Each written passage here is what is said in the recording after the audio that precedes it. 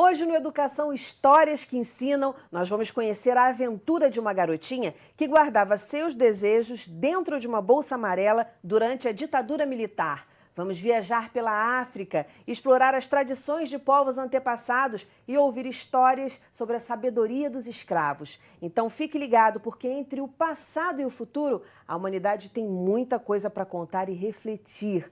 Vem pensar com a gente, está no ar o Educação.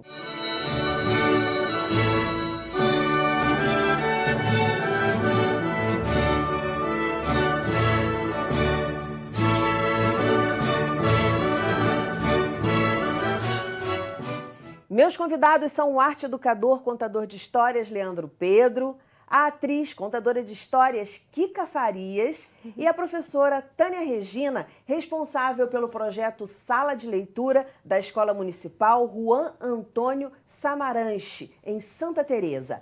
Muito bem-vindos ao programa. Então vamos refletir sobre as histórias que temos e que lemos. Leandro, qual foi o livro que você trouxe pra gente hoje? Eu trouxe um livro chamado Encontros com Griot, Sotigui Guyaté. Você sempre traz umas coisas assim, né? Eu adoro isso. Adoro. Me fala um pouco do livro. Esse livro aqui é um livro fantástico. E aí eu gosto de degustar ele muitas vezes. Ele foi escrito pelo Isaac Bernard. E o Isaac, ele conheceu o Sotigui, que é um griot. E um griot é um homem que trabalha com a palavra dentro das tribos. Então ele é o que conta nas tribos africanas, exatamente. Ele é o que conta a história. Né? Então ele vai trazer as histórias dos antepassados. Então todas as histórias os griots eles fazem uma grande roda para contar as histórias daquela tribo, e um griot é uma família. Então aquela família tem vários descendentes de contadores de histórias. Então o griot é um contador de histórias. O griot ele é mais do que um contador de histórias. Porque o griot ele tem o poder da palavra, é isso que eles falam, né? Então, por exemplo, o griot ele pode trazer uma notícia ruim ou uma notícia boa. É ele que anuncia os acontecimentos dentro dessas tribos africanas. Quer dizer, contador de histórias barra jornalista. Barra juiz. Porque é isso que eu ia te perguntar. Tem essa coisa de julgar, de mediar também? Sim, exatamente. Então, está acontecendo um conflito, eles chamam os griots, porque os griots vão mediar os conflitos que estão ocorrendo. Né? Então, ele tem muitas funções. Ele é quase que um pai dessas tribos. As tribos procuram os griots também para compreender a vida, para falar, para conselho, exatamente, assim, sabedoria. É isso, e é lindo. E aí eles são escolhidos de que forma, então, sabe? Normalmente os griots nascem de famílias. A família Guyaté é uma família de griots, né? Então, quando nasce um Guyaté, eles já sabem que provavelmente ele vai ser um griot. Ele pode até optar por não ser griot, sim, mas como o pai já tem essa cultura dentro da própria casa, as crianças acabam querendo ser griot também. Né? Então, dentro das tribos tem aquela família que geralmente gera os griots. Os griots, Dali exatamente. Os griots. É porque as famílias elas são divididas. Então tem as famílias dos ferreiros, tem as famílias dos contadores de histórias, e assim por diante. Tem segmentos de famílias. Né? E aí cada um tem a sua função dentro dessa comunidade. E é uma coisa bacana, né, que é de colaboração, de reconhecimento, de respeito, né? Que a gente acabou saindo de lá, né, se inspirando em muitas organizações tribais para o nosso desenvolvimento, mas alguma coisa se perdeu no meio do caminho, vocês não acham? Eu acho. O que eu acho mais legal disso, né, quando você diz dessas famílias que trazem a oralidade, né, que possuem a palavra de comunicação com o seu povo, é que eles nascem com esse DNA, né, com essa genética, né, então é uma genética que é ancestral, ou seja, vem da avó, da mãe, do tio, que vai e traz as histórias. Que as histórias, na verdade, além de tudo isso, ela também tem o poder de curar, né? Ela vem com o poder de educar, de curar. Elas possuem também essas essências curativas, né? Que não necessariamente são remédios. Maravilha, são curas através de reflexões. Porque é o que a gente tem um médico hoje da palavra que nada mais é do que o nosso psicólogo. Né? Sim, e aí é o cara que vai que vai... E tá nesse lugar Pela da palavra. cura, pela palavra, né? E aí você conversa e a partir da palavra você se sente bem ou você sai de lá completamente destruído. Porque a palavra também tem esse poder. Sim, Né? e o por isso próprio todo livro cuidado. também tem esse poder, assim, porque a gente também tem uma comunidade, né? Quando tem os griots, na verdade eles vivem de uma oralidade, eles vivem mais da oralidade do que a escrita. Hoje a gente tem a oportunidade também de ter acesso aos livros, né? E de poder ter acesso a eles. E com eles poder entender a essência do que é o poder da palavra em si, da oralidade, né? E dessa transformação através das histórias. Até Uma porque a gente- transformação Narrativas também, né? As narrativas. O poder da narrativa na formação do ser humano. Sim, Sim, A era importância exatamente disso, isso que né? eu ia falar. Porque a gente se constrói a partir das palavras, né? As palavras são os nossos tijolos, é a linguagem. Sim. A gente estava falando da Sim. linguagem. Se não fosse o desenvolvimento da linguagem, a gente não teria se desenvolvido enquanto sociedade, enquanto ser humano. Leandro, qual foi do que tem aí no livro, qual foi a tradição, fora a contação de histórias, que mais te impactou, assim? Que tem dentro do livro, fora isso do griot. Isso. Eu acho que o griot ele tem a importância de trazer também outras culturas para dentro dessa comunidade. Então ele também é o viajante. Ele é o que legal. viaja de tribo, ele é o que faz acordos, não é? É mas eu vou- diplomata também. Eu vou trazer uma tradição dessas comunidades que me deixam assim impressionado. Dentro da comunidade de algumas tribos africanas, eles têm um acordo com a criança. Quando uma criança nasce, que ela está prestes a nascer, ela não tem um pai ou uma mãe. Ela tem vários pais e várias mães. Porque fica acordado naquela sociedade que toda a tribo é responsável pelaquela criança. Que bonito Maravilhoso, isso. perfeito. Que bonito. Isso é incrível. Perfeito, porque aí a educação pertence a Isso, todos, a saúde isso. pertence a todos, porque todos querem cuidar de todos. E isso Né?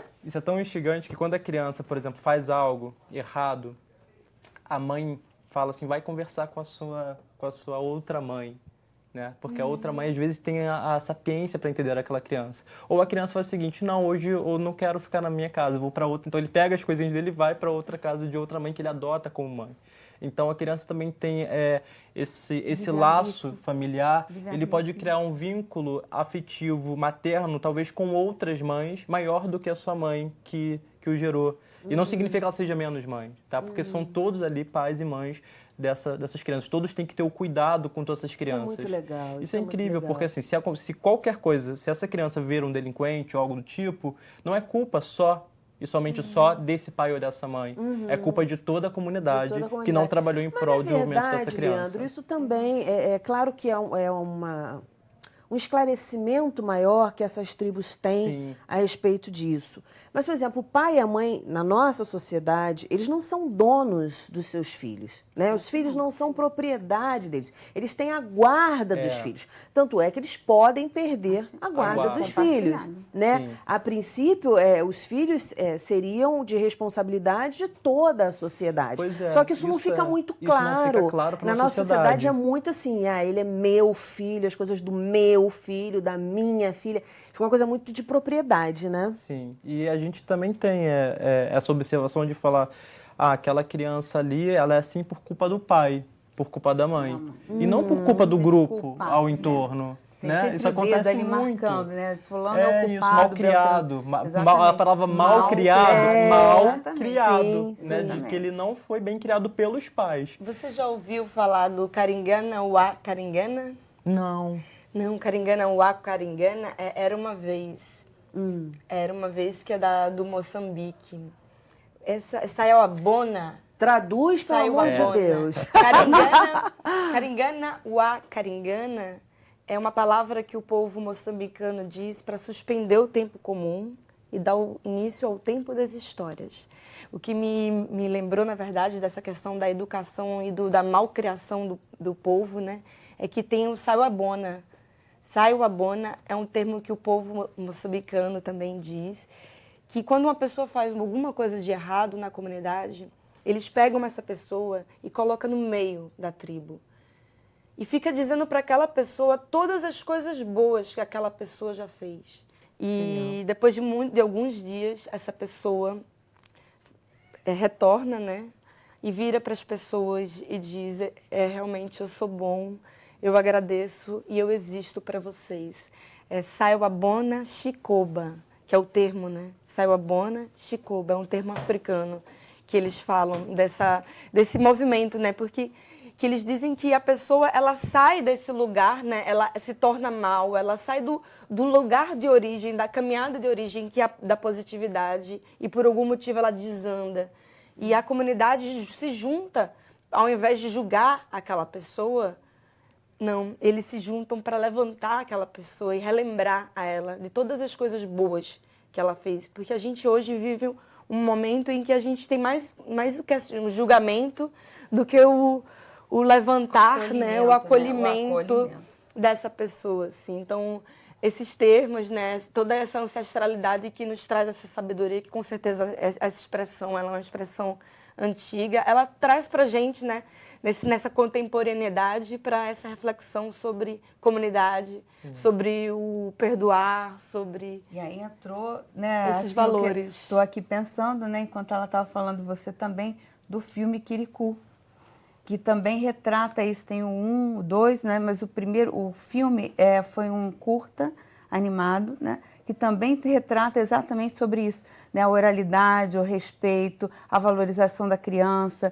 o respeito da criança também, o limite, né, que os outros impõem, mas também tem a questão do posicionamento da criança, né, como uma pessoa. Eu queria traz uma coisa que é fantástica. Esse filme é fantástico, gente. Vejam Kirikou. Ele traz os mais velhos, a sabedoria dos mais velhos. Sabedoria. Isso é fundamental, E aí, né? porque A gente não valoriza isso, não valoriza nem um pouco. De vez em quando eu falo nos programas, já gravei um programa aqui, Educação para a Terceira Idade, e realmente as pessoas não valorizam, tá velho, na nossa sociedade é assim, tá velho, não tem função, não serve. Sim, e nessas tribos africanas, o que tem mais função e o mais importante são os mais velhos. Quanto mais velho, né, mais importante ele é. E as crianças se espelham neles. Os homens, eles querem envelhecer. Eles não querem ficar jovens para sempre, não tem essa necessidade de ficar jovens para sempre. Olha, isso é genial. Você já ouviu falar que quando um senhor morre, uma biblioteca inteira. incendeia? É verdade. Quando um velhinho ele morre, uma biblioteca se incendeia. Quanta coisa, a gente está no finalzinho desse bloco, quanta coisa a gente não tem que aprender aí com as tradições tribais africanas. Gente, segura um pouquinho, a gente vai para um breve intervalo e volta já já, não desgruda.